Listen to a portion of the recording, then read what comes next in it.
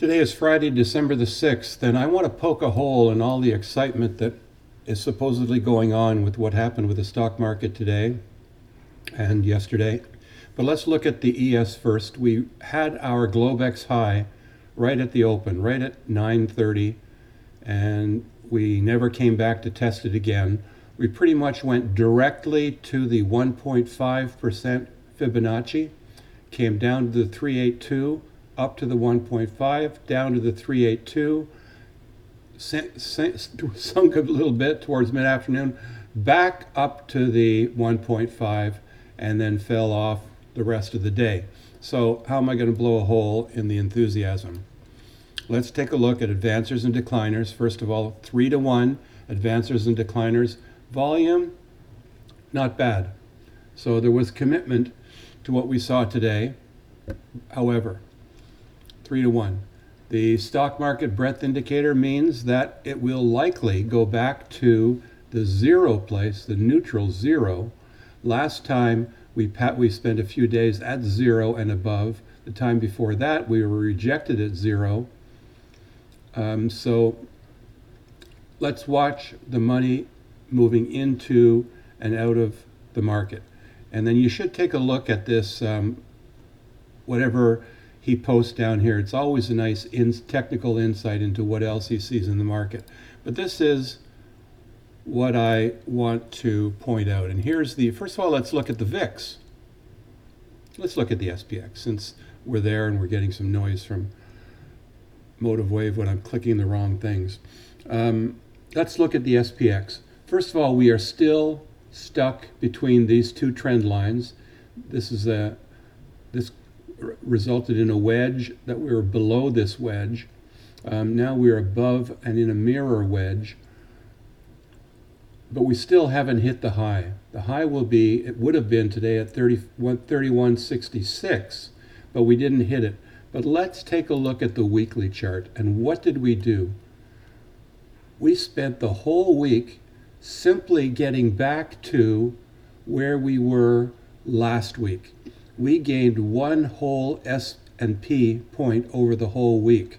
So even though we may have had a wonderful Tuesday, Wednesday, Thursday, Friday, all we did was recover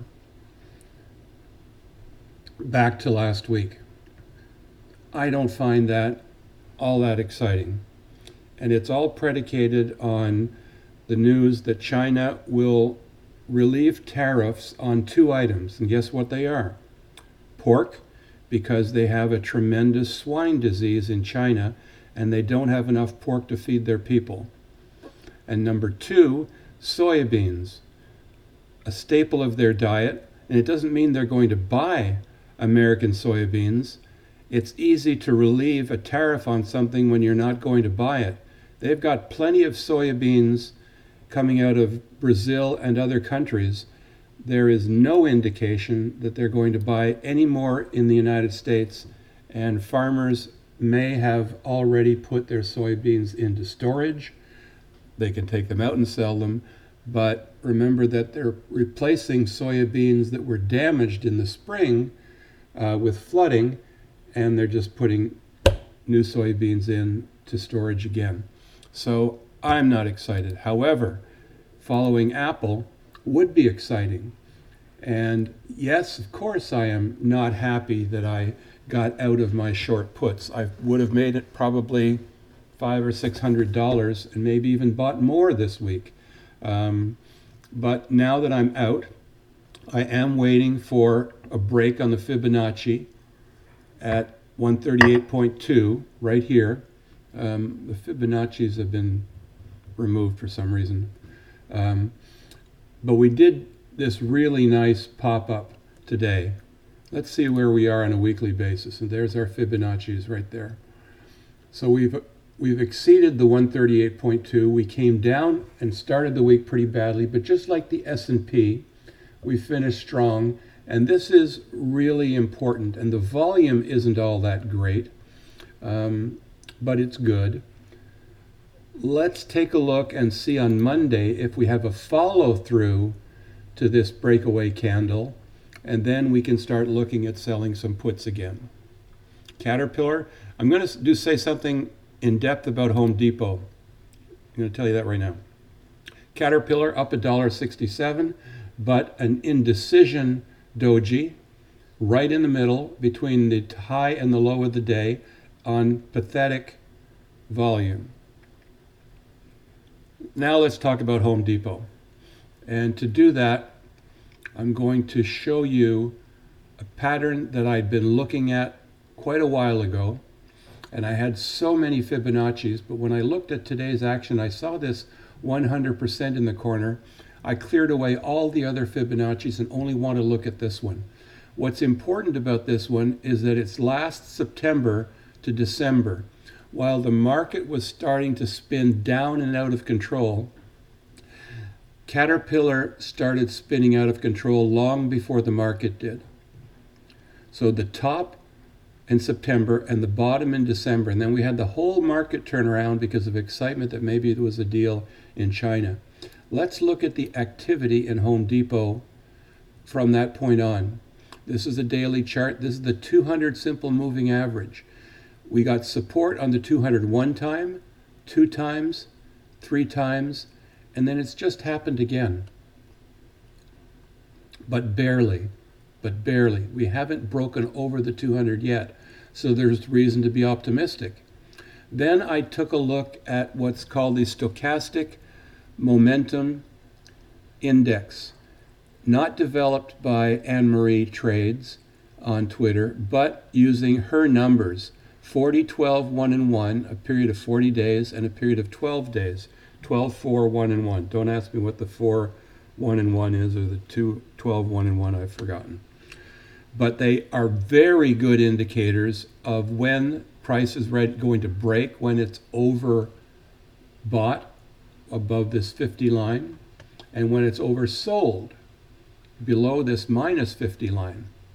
And if you look at this top right here, it occurred when both stochastic indicators, the long-term one, that's the yellow and blue one, and the short-term one that moves faster, that's the red one, they were both oversold.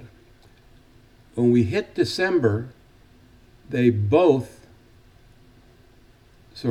overbought, they're both oversold. And if you follow this pattern, you can see on this little wave right here,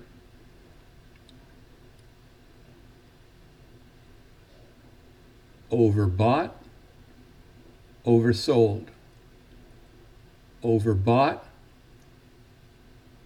The fast term one went to oversold. The long term one didn't quite. But now we have them both severely in the oversold area.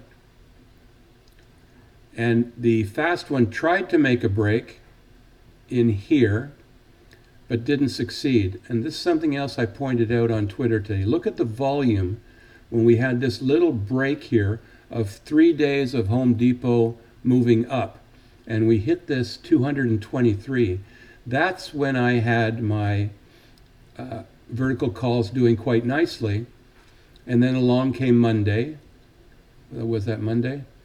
Friday, Thursday, Wednesday, Tuesday, Monday. That was Friday. And then Monday we dropped. I got out of some of them on Friday, you recall, and then some of them on Monday at 219.96. And we continued to drop. But we had this big volume that drove the stock up for 3 days. All this volume over the 20-day moving average is institutional buying. Those are the people you want to watch. This is not the fast traders and the people like you and me. These are the people who buy in blocks of thousands. But that's dried up, and then we had 3 days of selling. And we've gone into a lull now, but we could not keep this buying up, so the sellers started coming into play. We went down and tested the 200 again. To get back into this and to be optimistic about Home Depot, first of all, we need some trade restrictions relieved, because where do most of the tools come from that Home Depot sells? Correct, China. Where does a lot of the lumber that Home Depot sells come from? Canada. And what's happening with Canada? They insulted the baby in charge, baby in chief in the White House, and I wouldn't be surprised if there's tariffs put on Canadian lumber, even though there is a NAFTA deal in place. Who the hell knows?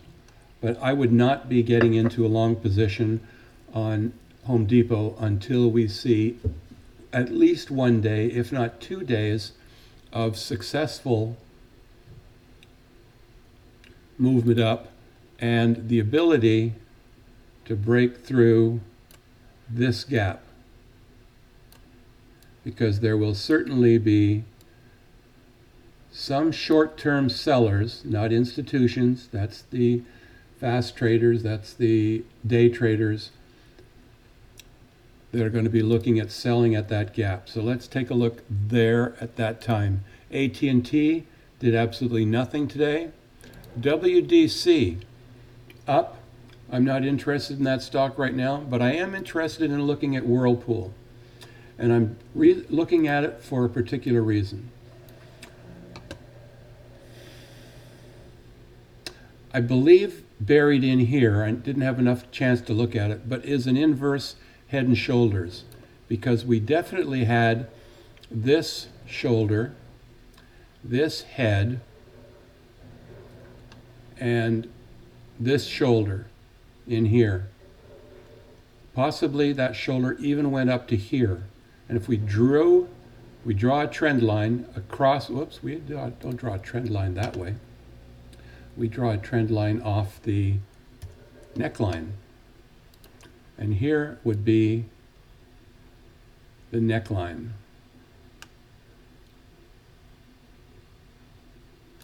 What does that tell us? Well, let's take a look. It tells us that the stock came up to that neckline, passed it, hit an old neckline. I won't go back and show you how old that is, but this is an older one, the red one. The blue one here, the blue dashes, and then pulled back. Where does this go? Let's extend this one to the right. And where does it go? Right down here. So if I can find an inverse head and shoulders building up in here, then this neckline support right here, this one here, could mean something, and we've bounced off it. So I want to keep, we were rejected at the 50 EMA and just under the 38.2%. Let's see it retrace itself all the way back up to this 38.2, which is the same as 68.1 on the way back. And let's, I might have misspoke there. And then let's look for it to make its move back to 161.87. Again, if there was firm belief that the Chinese were going to be lifting restrictions, we'd have seen more volume in Whirlpool, and we would not have seen this pullback from the 50. So technical traders are behaving more of an influence in this than people who were convinced that the stock will do better in the Christmas season with removals of tariffs. Last one, Amazon. We're not seeing very much there. And volume again was low. So that's it. The S&P, I'm not impressed. We struggled a whole week to get 1 point out of the S&P. We'll wait and see what happens next week. But right now, it's a market that's based on China. Today's growth numbers in the numbers in terms of employment, 266,000. Yes, that's a big number. I'd like to look and see how many seasonal workers were in there. There's just other sentiment indicators that are less bullish, and don't get caught with your pants down. Have a good weekend.